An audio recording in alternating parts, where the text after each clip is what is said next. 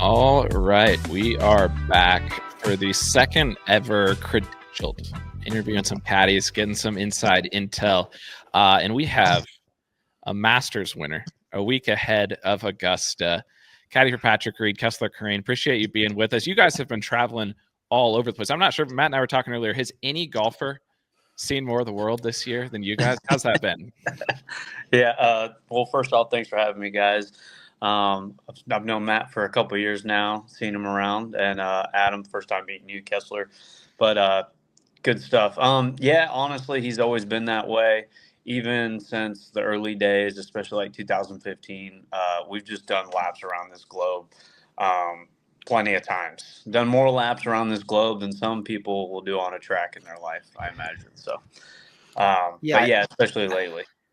I always see it whenever you're posting your Instagram stories. Oh, Kessler's in this city this week. I'm like, oh, Liv's not playing here. Oh, let me check the Saudi or the Asian tour events. That's where they are this week. So you guys have been traveling like, I'm like, these guys need a break. But I wanted to ask you, you mentioned that we've been friends for a while via Instagram, via just seeing you out on the golf course. Do you remember where the first time we met was? I was wondering if you knew. I'm going to say Travelers. Travelers. That was right. I didn't think you knew. Travelers. Yeah. I asked you for. I asked you for like a water bottle. Where I meet people. I used to work retail in college, and so you just used to seeing like just people coming in, and you just naturally recognize when you see people, and you kind of know. So it's always been a good talent of mine, I guess. But with how many people I meet, it's getting really hard because people will walk right up on you like they've known you for years, and you're like, right. And then I'm just sitting there trying to figure out like where, or like I might know where I met them, or kind of, but I just like you're trying to think of their name. Is this person? We've all been in that situation before, and it's always awkward, and I always feel terrible. So I always try and make an effort to remember everybody. So yeah, I appreciate that. I did not expect you to remember that. That was a long time ago. But yeah, and also like following you and watching your stories and seeing your golf swing and stuff, which looking pretty silky lately. Appreciate it. Yeah, you're always giving me tips, so I appreciate that. We're both grinders. Better, but I'll try and help you as best as I can. But I appreciate that. Terrible advice. I got my own demons I'm trying to work out over here. So if I can help someone work out some of theirs, I'm happy to do that. It's been tough for me because when I first met Matt, I was playing a lot of golf. You weren't playing as much as you did now, so I was like comfortably beating you. And now I have legit no chance because I live in New York. I've been moving out to SF. Like I'm in the city all the time. I never have time to play. And every time I meet up with Matt, he's crushing me. So you got to get in. They got to have a good simulator spot. And that's kind of what when we're traveling to all these places. Like I'm happy if I can get in just any simulator, and I find them all over, and they're just really starting to blow up. I mean, to the point where it's one of those things that I'm starting to like kind of dabble in, thinking like, man, I should just because Bryson's current caddy, Greg, opened up his with, I believe, former Seattle Seahawks. Yeah, Seattle. My brother. I grew up in Seattle, so my brother has a membership at his place. He said it's and I mean, when I look at it, I'm like, that's how you do it. Like that's what that's what you're trying to model your place after for the most part. I also, they made it like a good hang, so I can really appreciate like a good simulator place. Yeah, that might be your best bet, so that you can at least compete. Yeah, he's been. My brother's been telling me about the place up in Seattle. I think it was like former Seahawks players, and he, to your point, like he instead of getting a gym membership or like spending his money there, like this is the thing he spends his monthly money on. He goes there, hangs out, gets drinks, plays golf. Like I think they got a little gym and stuff. It sounds super sick. Yeah, they got gym equipment, and I think that definitely would appeal to me as well. Having that kind of deal. For me though, I also like kind of the hang of like a good bar. But once you start mixing alcohol in those situations, especially anything that's like a 24/7, that's where it gets a little dicey because that's where you'd have to like kind of pull you out around it.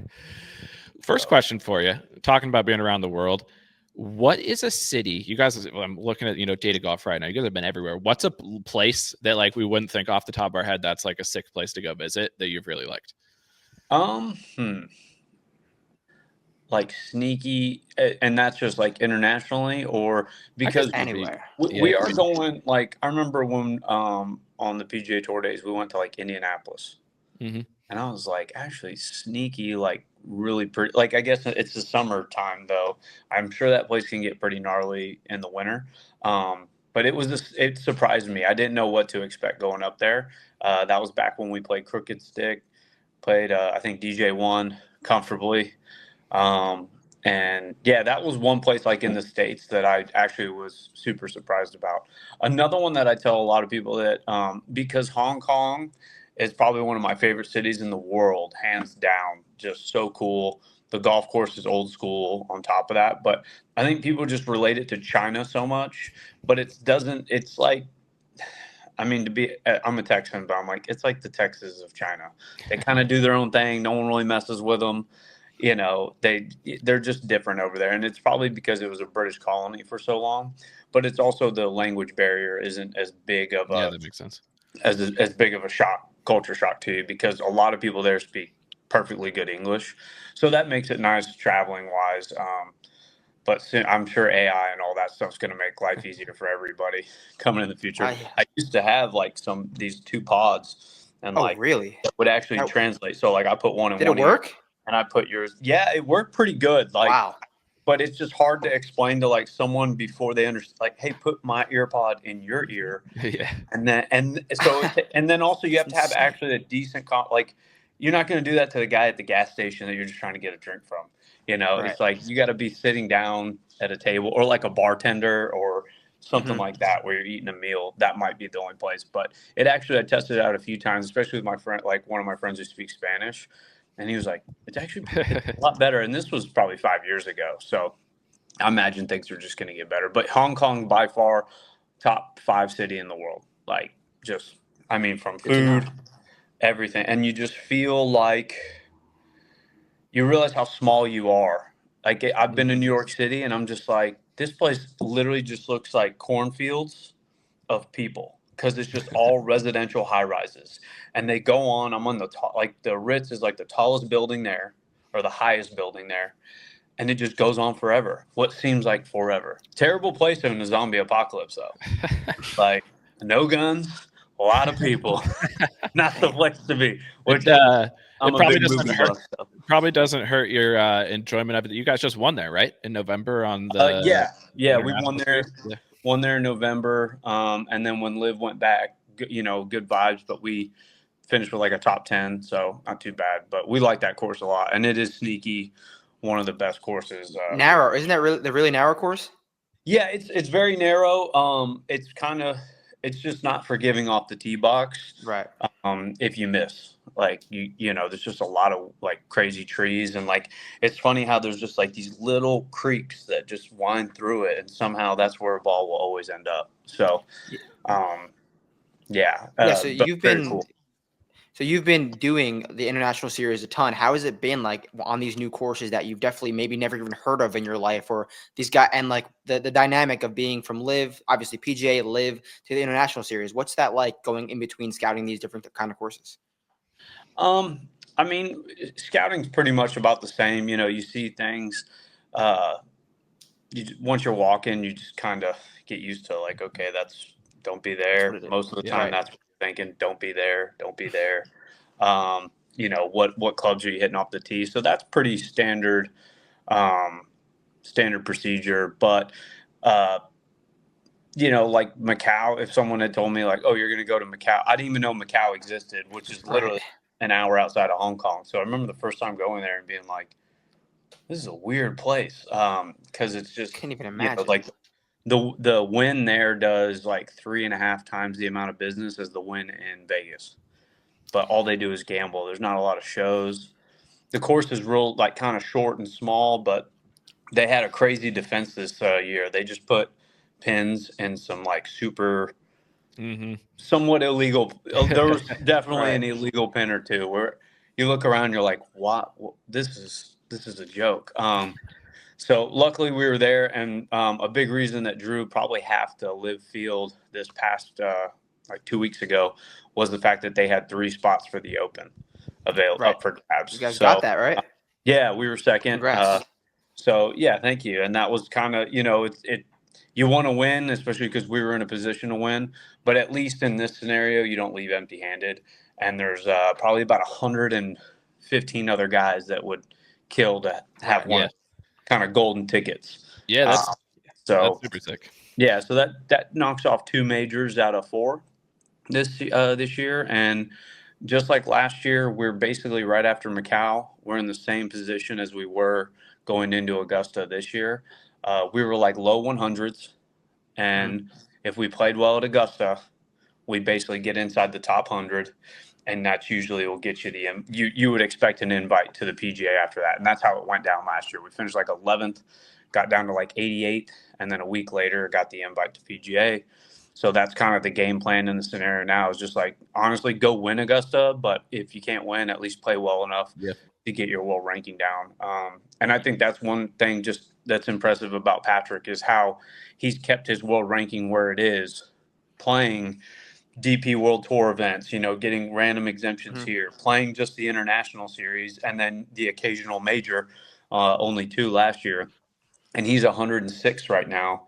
Whereas not, even though I love Ricky, but there's guys, if you look like 90 lower, 105, you're like, oh, he's only above us by 1 or 2 spots, and he's playing. When you look at the world ranking points for the PGA Tour events and how inflated they are. Oh yeah, for sure. Like these international series and these DP World Tour series events, for the most part, are basically nickels on the dollar. Right. Yeah. That goes to show his motivation and like dog, and still how much he wants to grind and go at it. Because he doesn't have to do all those events if he doesn't want to, but clearly he still wants to achieve something, which is good to know.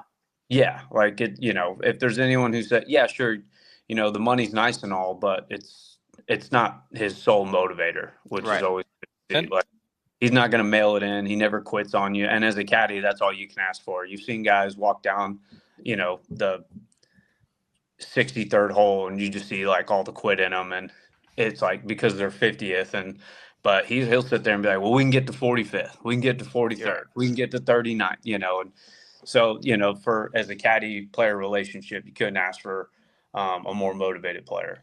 One thing you were talking about a little bit there too, with obviously guys who just picked up that win in November in Hong Kong, just played good in Macau. He said the game seems like it's trending. One thing, when I think of Patrick Reed, I think of how consistent he was a winner on the PGA Tour. It seemed like every single year you guys were putting a trophy in the bank. And now since Liv, he's been playing pretty good, but hasn't quite got one over the line. What do you maybe, has there been any differences of getting the 54 holes or 72 going forward? Like, I just thought that was curious, and getting the chance to talk to you, what your guys' thoughts as you try to get back to the winner's circle. We've been right there, and it's been like, you can almost grab it so many times, even on Live, and can't quite figure out what it is. It's like you're putting great, hitting the ball well enough. It's just someone just playing just a little bit better than you on Sunday. And if anyone had told me, and I'm sure a lot of people would agree with me, that he wouldn't have at least one Live win by this time. I mean, a lot of people. Not that I can bet on golf or can tell people, but I'm sure a lot of people would bet. I don't know even if it's the over or the under, but that he would have won. Yeah, I 100% agree. We both bet on Pat multiple times, I'm sure, these last 2-3 years that he's been on Live for sure. And so I don't know what it is. I mean, but I will say this about the 54 hole is you just don't have as much room for error. You can't make a double bogey. It's so much harder. Because if it's like running an 800 meter versus a mile. Like if you trip over one step, it's going to be a lot harder to get back into the lead of the race. And it's more like a sprint than it is kind of a long distance jog. Yeah. And to your point too, with Patrick being so good on difficult golf courses, being a guy who wants to grind it out, it seems like Matt and I bet golf kind of around the world. We watch all these tours. Liv does seem to set up, for most of the time, more aggressive play kind of out of the gates, going low in those double bogeys versus probably on, of course, like Torrey Pines or places like that. You guys are able to make a double bogey, make up for that over the 72 holes. So I guess, just thinking out loud, that probably makes it a little bit more challenging too for just the style of golfer that Reed is. Yeah. It seems like if you have one kind of mediocre day, you need 2 great days to win. Right. And if you have or you have to have at least like 2 good days and 1 incredible day. Whereas back on the PGA Tour, you could on Thursday you can be middle of the pack or even back of the pack, and then play 3 good days of golf, maybe 1 great day sprinkled in there on like the Sunday. and end up winning or getting in a playoff and winning that way, which we've done.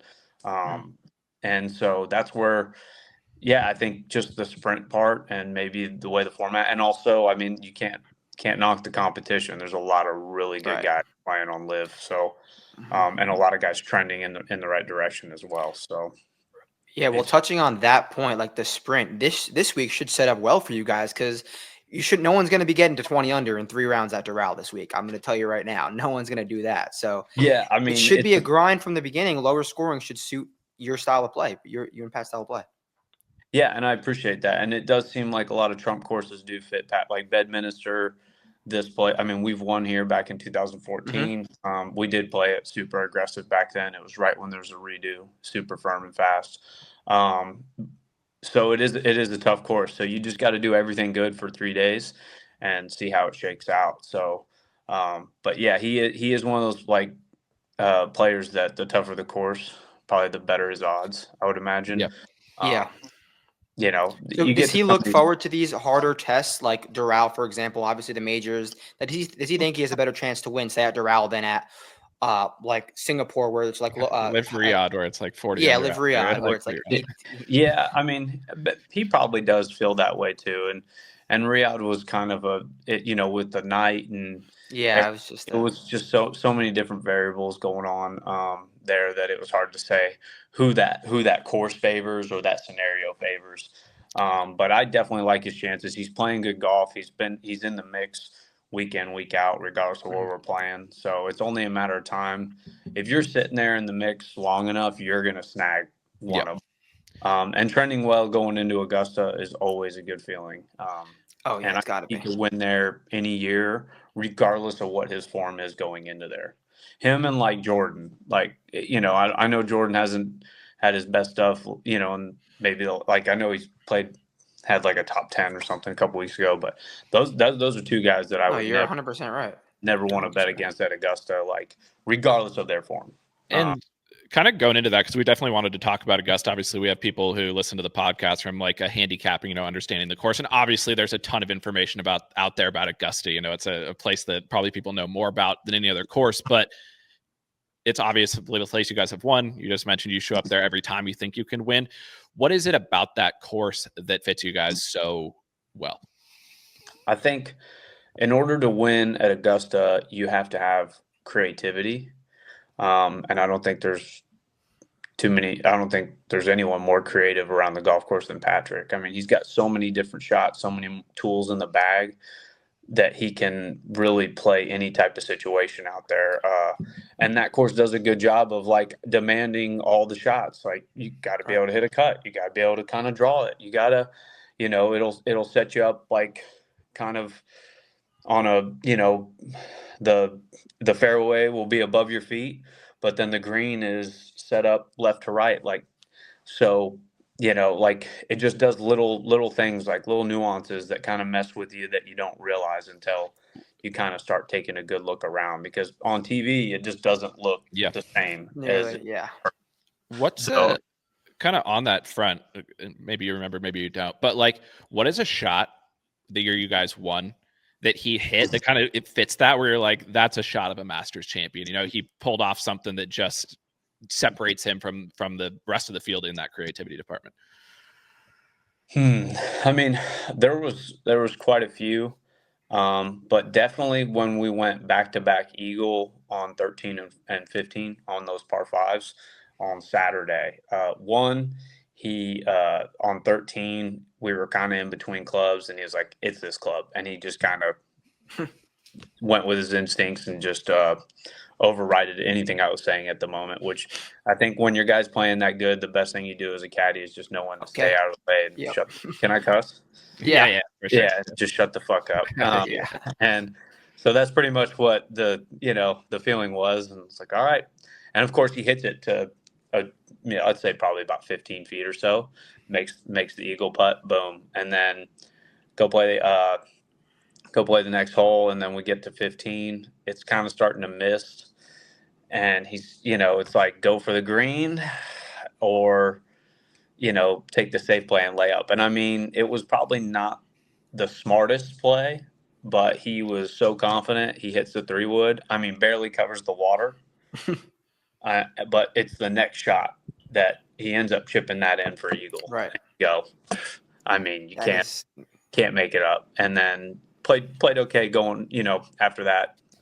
I don't think he birdied anything else after that, but played good. And then going to Sunday, like 2-stroke leaders. I forget what we had going into it, but I know we had more than just a 1-stroke lead on the field.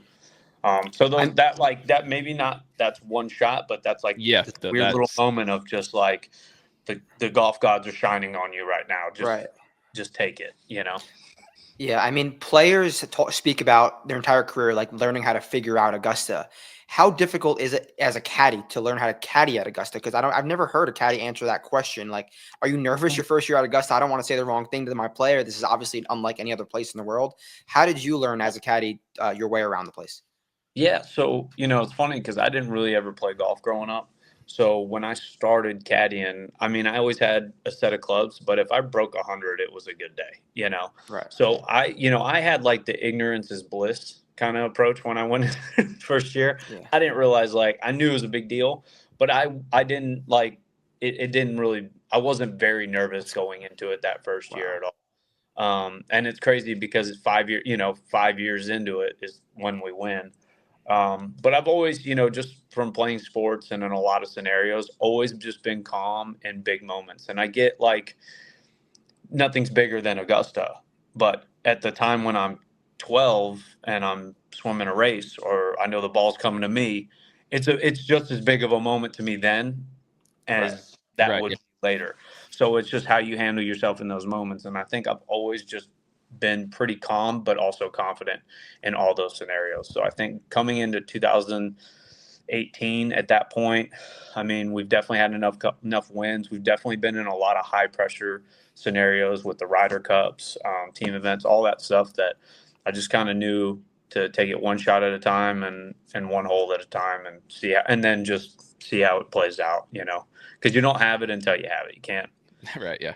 And even with the 2.5 footer he had 3 feet to finish it off, I was still just so nervous. That's when you're nervous. That's when you're nervous. When the most nervous. When like only blowing, it's right there. Yeah. Literally right at the finish line. All you have to do is take one more step, and don't trip now. Just don't trip now. And so that's where if you check my heart rate and my pulse there, that's probably when it's just going a mile a minute. Probably the 16 holes up to that point. It definitely had some nervous moments because it was kind of shaky going in. Heard a lot of ruckus in front of us between Jordan and Ricky that year. Yeah, that's right. So but you just can't think about those things. Like I said, take it one shot at a time and do what you got to do.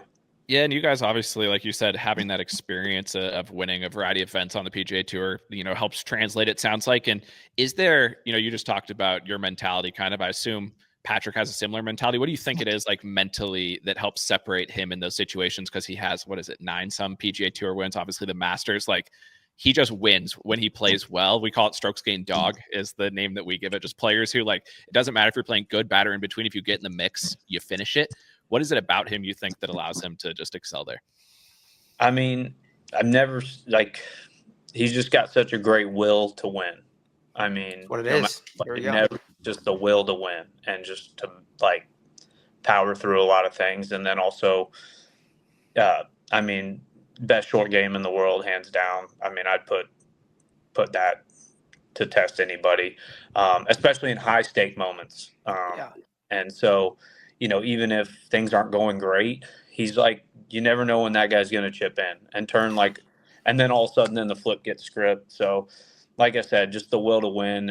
And I think and then just being able to close. And he's been doing it since he was a kid. So it's just like another day at the office type of thing. When did you realize that he had the legit best short game in the world? Because you obviously, was he the first guy you've ever caddied for? He's the only person. The only guy. So you knew he had a great short game. When did you realize, oh yeah, my guy's way better at this than everyone else? It's funny because that first year, you just, like I said, I'm just observing. Just some good advice. Like someone told me as a young man going into new jobs when you're training, and say, if you keep your mouth shut, your eyes peeled, and your ears open, you'd be surprised how fast you'll move up in this company, right? Mhm. And that's just that company that time. But I always took that to heart, and so that's kind of what I did when I was caddying. Just tried to take everything in. But I know that like that first year, I got pretty spoiled, and then second year we played with like Tiger Woods when he had the yips in Phoenix. It was the second time we ever been with him, but he had like, and I, you think, okay, we've been out there with him before, but I didn't really have to see a whole lot. It was his own event in Orlando, at Isleworth. But to see someone who, is the pinnacle of golf and all the hype around him, all the people, I'm thinking we're about to see some incredible stuff. And then to not see, you saw flashes of it, but you saw him struggling with chipping and stuff. But also watching how Tiger and some of the greatest guys in the game and guys who have been around, like with laser focus on what Patrick's doing in a lot of these chips. Like they're not even thinking about their ball. They're not thinking about their chip. Pat. They're not thinking about their putt. They are literally just, just laser You get that with focused on Pat. You get that with gonna- Pat, Phil, and Jordan. Those are the 3 people that you Cam watch. Smith. Yeah. And Cam How's he Smith. getting out of this scenario? What's he going to do? What's the play? What is he taking it in low? Is he taking it to the moon? What's going on here? And just, watching some of the greatest players in the world really tune in to watching what he's doing is when I kind of started realizing like, oh yeah, like if these guys like the Sergio Garcias, and then also their reactions to stuff where they thought like it'll be good to get this to 6 feet and he gets it to a foot, leaves it short somehow, stuff like that. And you just look at him and go like, gotta be fucking kidding me. So when you see those reactions and those thoroughbreds have seen it all pretty much at that point, that's when like, okay. Yeah, it's something different. Yeah. Easily best hands in the game. Yeah, and I mean, going back to like the majors and kind of just tying it all together, the short game, the mindset, like I doubt people know because, there's certain people. We try to give love to all the tours, the DP World Tour, the Live, PGA Tour. It doesn't matter to us. Like we're going to cover it all because we love golf. But there's people, haven't been following Live as much, haven't been giving the guys so much credit. And then you look and you guys have made 12 straight cuts in majors, which it's like, I don't know who has some of the longest streaks of made cuts in majors. Yeah, that's incredible. But then I just look at the stats next to it, and it's just short game every single time. Like it's best in the field short game every time. In difficult golf courses, majors, the pressure, that kind of just, it all makes sense, when you tie it together in that way. I mean, he's got to always be, and they're obviously majors, and so that's where short game can be a premium because, you're going to miss greens, but can you kind of nurse your game back to health? And there's nobody better at it than him. And now these PGAs are starting to be more like U.S. Opens. Besides, like, I mean, you're 100% right. Like they're just getting harder and like they're just getting more gnarly every time. So, minus like Valhalla, obviously, I think that was one of those experiments. Like great course, beautiful, like loved it. But I think just Zoysia for those guys is just too easy. It's a turf mat. Yeah, it's like they're getting, and that type of Zoysia is the kind that rolls out more. So like off the tee, you're actually getting more love than you think you would. And then around those greens, like if they're soft at all, good luck. Like Adam and I were in disbelief when we went out to Valhalla. We were like, "This is seriously our major championship this year?" But it happens. It happens. Yeah, and I love, and that was actually my first PGA. As a caddy, so I was super happy to get back there. So I had high expectations. I was, and then minus 23. We didn't play it great, but also I didn't think minus 23 was ever, I mean, hell, look at most underrated. One of the courses I missed the most on the PGA Tour would be last week Valspar. It's like one of the most underrated tournaments on the PGA Tour, hands down. And courses every year. Like, and it holds true. Like they don't really change it at all. No. And I heard the conditions were great, but it always holds like single digit high, like 9 under has a chance to win every year there. And if you look, like, I mean, 11 and 10 have won maybe the last 2 years, but that's still like saying something for that course that doesn't get enough love. And I heard they grew up the rough like super thick, and, which was cool. But yeah, that's like a place where it's like, how can a place like Valspar hold a 10 or 11 And Yeah, but you guys will have that difficult test this week, so it should be Yeah. in the wheelhouse, which is great for you guys. I mean, Bermuda, we're from Texas, so we're not strangers to any type of Bermuda rough and the grain. But even if you know what you're getting into, that grain, it's just disgusting. I love watching like amateurs play off of it and just. It took me a while now living in Florida. When I first moved down here, I mean, I'm not a good golfer, but when I first moved down here, I was like, this is a joke. I can't hit any wedge out of this, like off the green. I'm just gonna have to putt everything. But I can imagine as the PGA Tour golfers get used to it, they know how to hit all the shots. But it's no joke. No, Right. Even some of those guys like West Palm Beach, the Bear Trap. I think I saw like that was not yielding. Yeah, that's where I live. Usually does. Yeah. So, but that course, I was like, I saw the numbers. I was like, they're playing the Bear Trap, right? And then I had to look, and I was like, oh yeah, like they are. I was like, how's that going on? Because that's a gnarly place to chip around. Like, there's a lot of grain going on there. So, but yeah, so that's one thing. But I know this PGA is at Quail Hollow. That's speaking of courses I missed. That's like one of my favorite courses to go out to and caddy on. Patrick has a good rapport there. I mean, we've been in top 10 and top 5s there plenty of times. Last PGA that was there, we finished I think T2, tied with Hideki Matsuyama. Yeah, I was just looking at that. Yeah, it was the last major before you guys won at Augusta the next year. Yeah, Justin Thomas won that one. And yeah, we had a chip. It was so hot too. That was back when it was a different time of year. I mean, it was cooking out there. And it was our 9th week in a row. Wow. So that was and you talk about doing laps around the globe. We did multiple laps around the globe in that 9-week stretch. We had 2 WGCs and 3 majors starting from, I think, U.S. Open.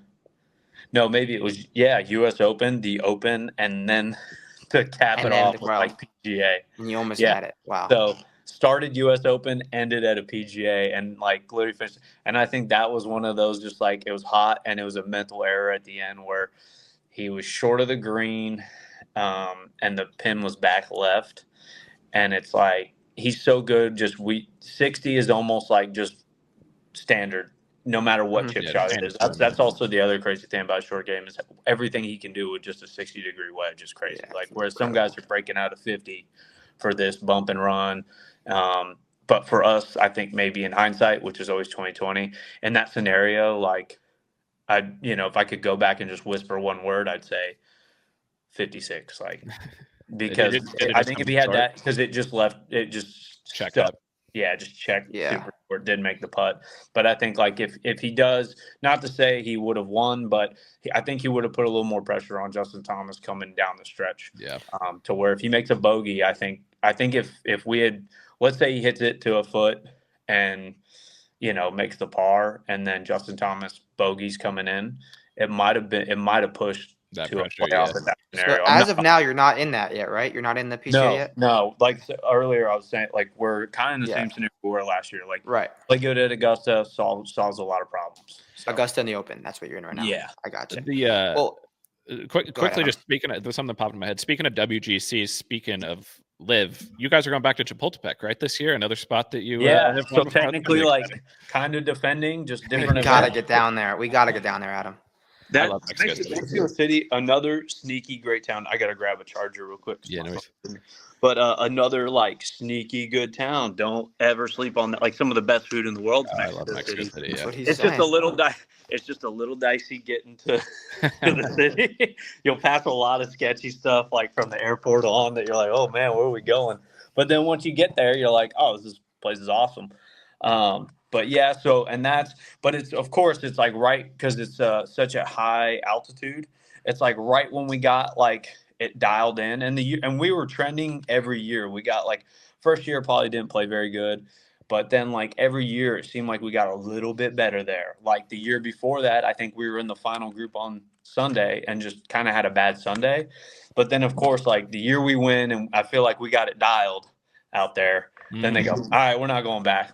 Yeah. Well, now's your chance. Yeah, you guys. Yeah, it's a nice setup coming. You guys have won at Doral. You got that this week. You guys have won the Masters. That's coming up, and then I think Mexico's pretty soon after that. So and then maybe if you get into Quail Adam thinks Joaquin's going to win Quail by 25 shots. That is our podcast take so far. I mean, I don't know, dude. Rory McIlroy basically cashes checks over there. Yeah. Yeah, he's going to be tough. You know, That's actually like Tiger did here at Doral, and what's it up there in Ohio and Akron? I mean, those are two places that you might as well put his fucking name on the trophy. Yeah. You know, when he shows up. I know, like, Rory's had a good history there and played some really. Oh good yeah. But I would love. That's why. I mean, I'd love to go there and just kind of ruin everyone's day. Yeah, and that's your brand. I think that'd be awesome. I would say that's a great mantra or just whatever. Hey, let's go ruin someone's fucking day. I love that. That's that's the strokes gained dog definition. That's strokes gained dog. Yes. Yeah, I like that strokes gained dog. I'll definitely put that in my repertoire. That's also kind of me with my buddies when we play golf. I mean, with friends like mine, you don't need enemies, because on the golf course, like, we want to see you we don't want to see you like shit on yourself or whatever on like the golf course. We just want to take it from you. Yeah, you want to win it in a battle. You want to beat somebody when they think like, oh, I'm unbeatable. Be like, guess again. Well, touching on strokes gained dog, us at Vincerix have a global strokes gained dog algorithm and rankings, and it's worldwide ranking. We have a formula and everything. Patrick Reed is 25th in the current strokes gained dog rankings, and I'll send you the whole list after the pod. But it totally checks out with what you're saying, and like I think that we're gonna be moving him up. Like, we might have to move him up a little bit. We already had him in there when like he said, the world ranking, whatever. We've got him well above that in our dog rankings, but I think we might need to bump him up even higher with what we're hearing today, because we knew he was a high dog player, but even the way you're describing it's just like it's a different animal. Yeah, for sure. So. One question for you. Speaking of players, and we'll let you jump here in a few minutes. Obviously, with you guys got the tournament coming up here in a couple of days. But yeah, I mean, it's it's still early over here. I'm not too worried about it. Cool. Dustin Johnson, obviously captain of your guys of the four aces. A guy who, like, when we talk about dog, Augusta coming up as well, was on the struggle bus. And Matt and I we watched him a lot last year on the course. Like, obviously wasn't playing his best, but he just played great last week or a couple weeks ago in Singapore. I was just curious, I'm sure you guys see him play a lot. Is he trending in the right direction? Like, should we be on the lookout for DJ going into major season? Yeah, I mean, I know he didn't play too great in the majors last year, and he was in all of them. But he's that kind of guy that I think like the DFL in Hong Kong will kind of put a fire in his ass, and I think he's definitely gonna trend in the right direction, especially because from after dead last you can't go anywhere but up. Right. So but yeah, it was nice to see like the next week like just comes out and firing. Wish he could have kind of finished it off, but Sundays are tough, man, and regardless of who you are. But he's obviously a thoroughbred. I mean, he's still third total weeks at number one. I know maybe not consecutively, but you don't get that way without strokes gained dog being at the top of the board on that scenario. And just over the years, like I said, when he's on, it does seem like he's just an extremely hard person to outplay. Just like I said, at Crooked Stick, I remember. I mean, if y'all want a funny story, I think like we're number one in the rankings. I think we had just won somewhere. Where was that? Where did we won before that? So we're leading FedEx at that point. So they always stack like number 1, 2, and 3. And I think he's probably 2 or 3 at that time, but it's us, Jason Day, and him.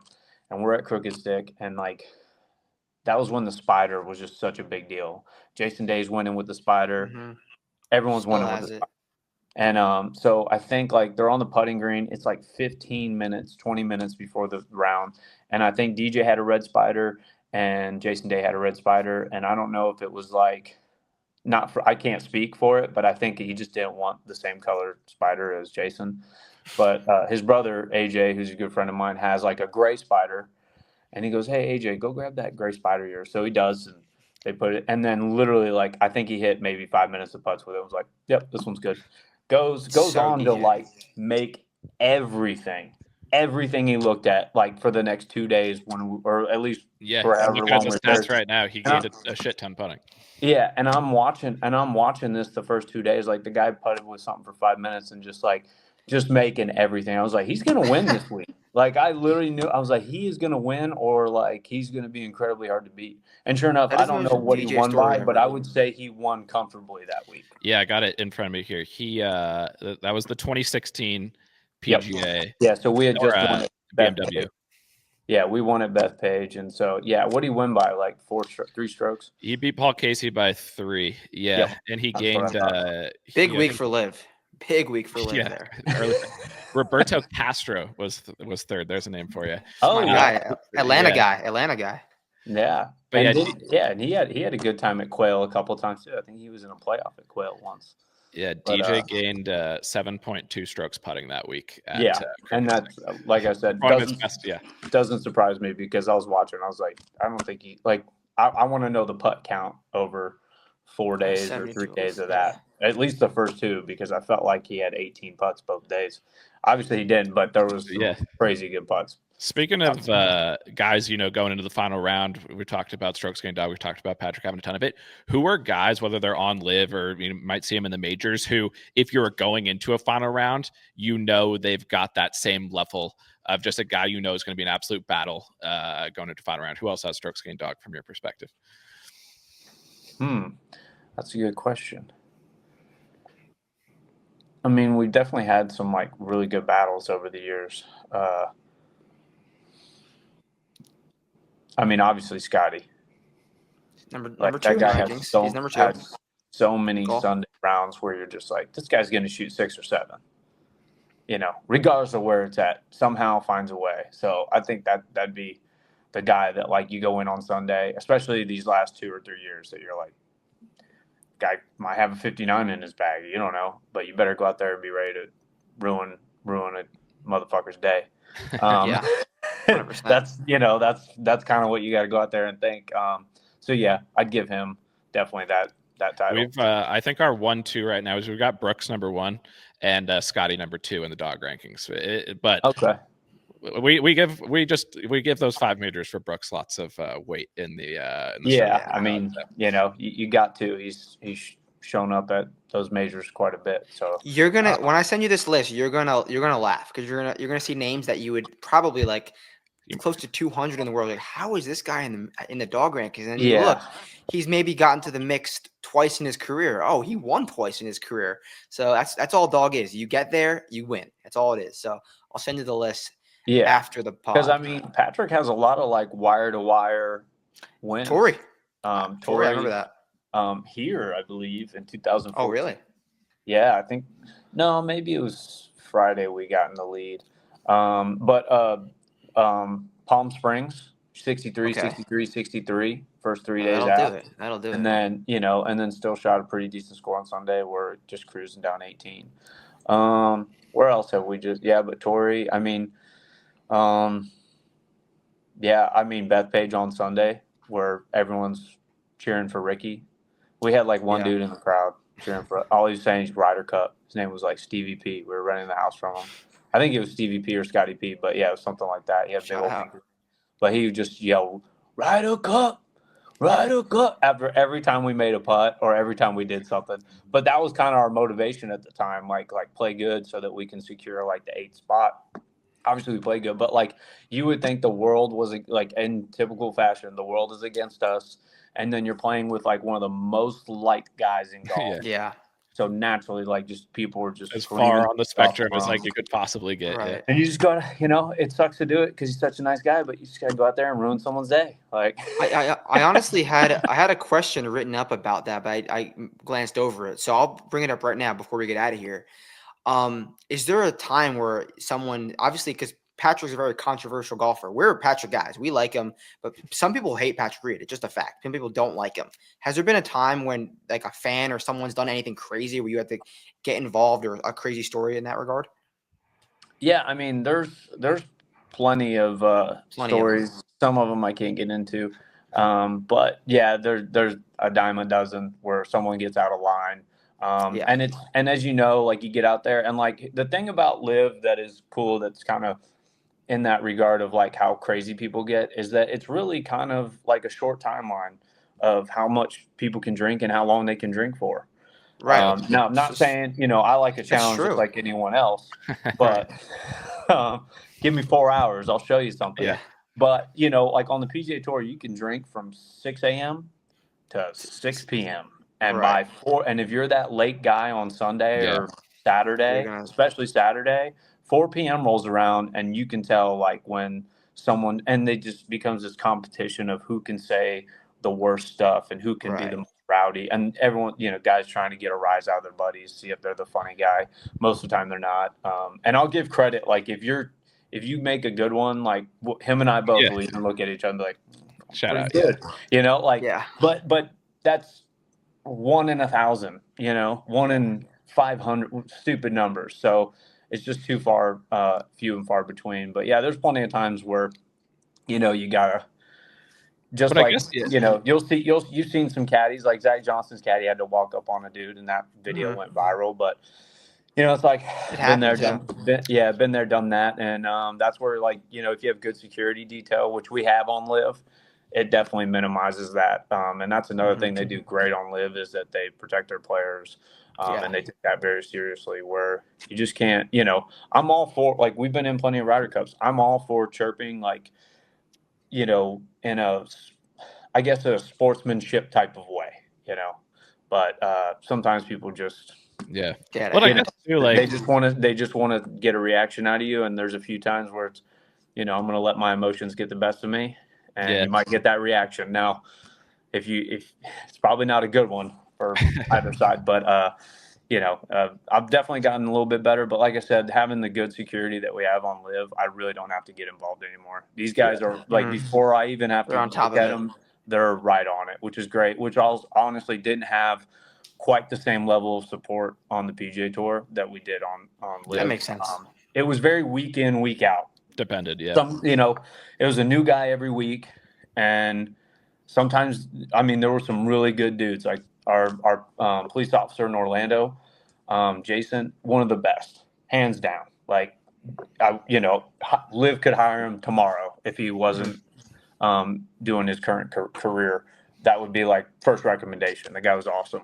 But then, like, you go to 1 week and this guy, I'm just like, dude, you might as well be an honorary observer. Like, you're not doing shit. Like, give me your badge, give me the whole thing. I'll do it for you. And you can just go do whatever the fuck you want to do. So that was kind of the problem. And like I said, out on Live, it's definitely obviously they're really good about doing the family environment thing, but also you can have fun. Like, it just definitely gets the whole scope of everything. But also, you got about 4.5 hours of actual game time. Yeah. And also the music kind of drowns out 90% of the dumb shit you got to hear. So, but yeah, I've had my fair share of controversial moments. Yeah, I was going to say, like, the thing people, we've gone to a reasonable amount of events, nowhere in this realm of how many events obviously you guys have played in, but like, people yell out the dumbest stuff, and you can't you hear it on TV from time to time, but like the TV doesn't come close to picking up the amount of just like nonsensical things. Like, what are you saying? Yeah. But I guess too, like, because you guys have the strokes gained dog, you don't want somebody yelling bad stuff at you. But if they're ever, I'm sure you guys have used that as a positive versus other players who, like, when people are yelling dumb shit, it probably gets in their head, throws them off, versus you guys are using that as fuel. So I guess that's the silver lining. Yeah, it's one of those things that, like, there's no one that can play in like the sense of against like adversity from the crowds. There's no one better than Patrick. I mean, you think that motivates him, like in certain settings? I mean, yeah, like, I think like Mexico City, we had some moments too down there, like when we won. And I mean, like, that par 3, I think it's 17, would get pretty rowdy. And people would, I mean, I know a little bit of Spanish. I know enough to know that they were talking some shit.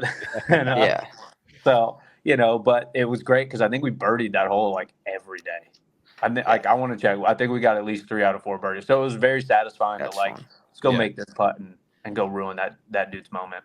And, that's the best way to shut him up, is just to keep making birdies. Yeah. And just be undeniable, which he's done multiple times. But I think that's one thing that, like, those Ryder Cups, like when you're going overseas and you're going to enemy territory, some of these guys, are so used to being loved and so not hearing that Right. stuff. When they do, it kind of does. hits in It their is a head, shock yeah. to their system. And It's whereas packed used to him, it. like, it's not going to phase us. Like I said, we you know, when you're over there, you just can't think that they're going to be on your side or clap for you. They're going to boo everything you do. So that's why, like, he should always be considered, especially Yeah. like the last time they went over there. I think U.S. just got mollywopped. Yeah. Where did they play last over there? In Italy, I think. Yeah, in Italy. Rome. Yeah. And yeah, to your point, it's like, yeah, it's 95% mental in that circumstance. And like, I feel like when they do, you know, selections and looking at that stuff, obviously you look at the stats and stuff, but that's a huge piece of it as well. Yeah, like Brooks, Dodge.